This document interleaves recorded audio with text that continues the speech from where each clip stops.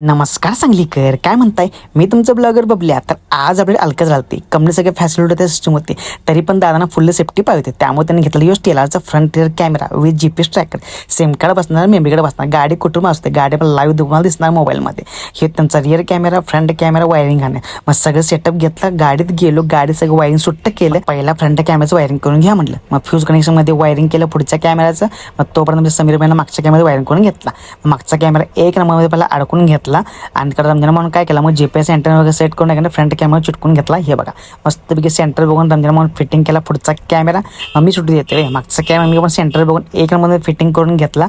आणि हे बघा फ्रंट अँड रिअर कॅमेरा दोन्ही फॅसिलिटी दाखवतो. हे बघा हे फ्रंट कॅमेरा आणि रिअर कॅमेरा सेट करता येते. आणि ही तुम्हाला कसं माहिती आहे काय, पायचं ॲडजस्ट करता येते वर खाली, म्हणजे पाय तसं म्हणजे सुट्टीच नॉट, जसं पायचं आपला अँगल सेट करता येते.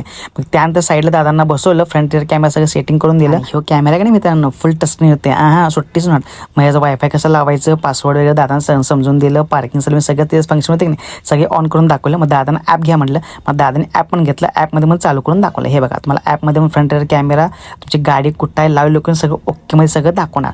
मग ह्या गाडी जाग्याने फ्रंट कॅमेराचं, रिअर कॅमेराचं प्लस ट्रॅकर एकाच युनिटमध्ये सगळं बसून आहे की नाही, दादांना गाडी एकदम सिक्युरिटी मोडमध्ये करून पाठवून दिली. मग भावांनो व्हिडिओ आवडल्यास नक्की फॉलो करा आणि लाईक, कमेंट आणि शेअर करायला विसरू नका.